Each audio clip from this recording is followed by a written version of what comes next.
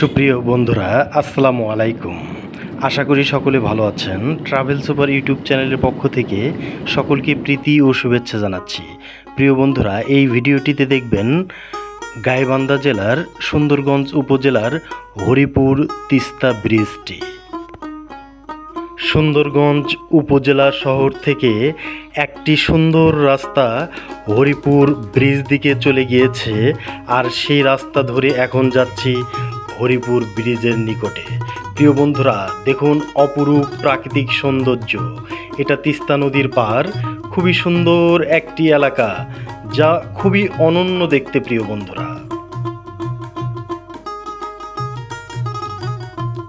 রাস্তার দুপাশে অপরূপ প্রাকৃতিক সৌন্দর্য দেখতে দেখতে এখন চলে আসলাম সেই ব্রিজটির নিকটে। অর্থাৎ আমার সামনে এটা তিস্তা নদী, আর এই নদীর উপরই এই ব্রিজটি। খুবই সুন্দর প্রিয় বন্ধুরা।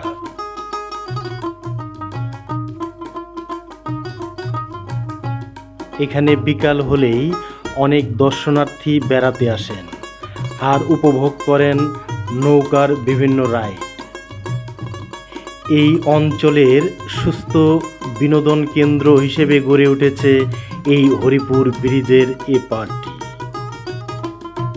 এই নদীর শীতল বাতাস আর এখানকার মনোমুগ্ধকর দৃশ্য, এই দুয়ে মিলে খুবই ভালো লাগলো প্রিয় বন্ধুরা। উত্তরের নদী বেষ্টিত দুই জেলা গাইবান্ধা ও কুড়িগ্রাম। নদীর এপারে গাইবান্ধার সুন্দরগঞ্জ উপজেলা, ওপারে কুড়িগ্রামের চিলমারি।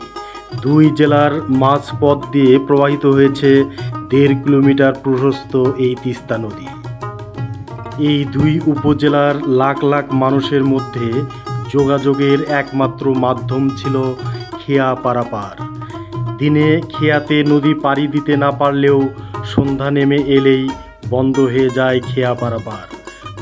এই তিস্তা নদীর এপার ওপারের দূরত্ব মাত্র 1.5 কিলোমিটার হলেও দেরি কিংবা যে কোনো কারণে খেয়া ধরতে না পারলে উপোস করে রাত কাটাতে হয় নদী পাড়ি না দিতে পারায় অপেক্ষারত মানুষদের।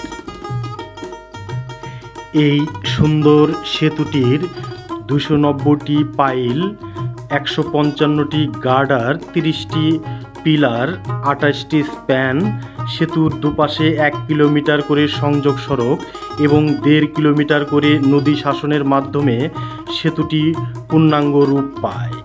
ভূমি অধিগ্রহণ করা হয় 133 একর। প্রিয় বন্ধুরা, আপনারা এখানে বেড়াতে আসলে এই নৌকাগুলো দেখতে পাচ্ছেন, অর্থাৎ ইঞ্জিন চালিত নৌকা। এগুলো ভাড়ার মাধ্যমে আপনারা রিজার্ভ করেও এখানে ভ্রমণ করতে পারবেন। আবার জনপ্রতি 30 টাকার মাধ্যমেও এইখানে এই নদীটি ভ্রমণ করা যায়।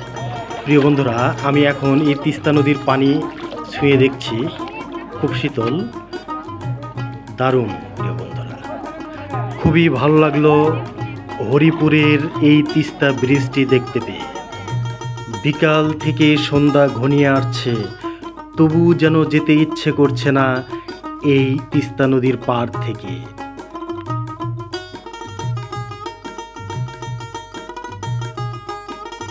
কি অপরূপ দৃশ্য দেখিয়াছি মাগো আমার প্রিয় জন্মভূমিতে। এই জন্মভূমি ছেড়ে কোথাও যেতে চাই না মা, এই জন্মভূমিতেই মরতে চাই।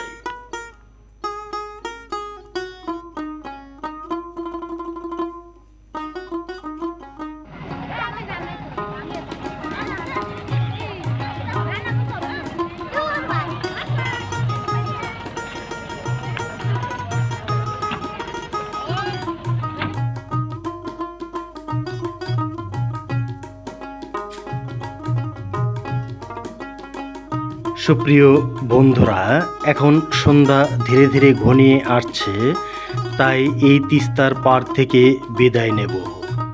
প্রিয় বন্ধুরা, আমার এই ভিডিওটি যদি আপনাদের ভালো লেগে থাকে তাহলে অবশ্যই লাইক দেবেন, এবং এই চ্যানেলে আপনারা নতুন দর্শক হয়ে থাকলে অবশ্যই চ্যানেলটি সাবস্ক্রাইব করে রাখবেন, অনুরোধ রইল।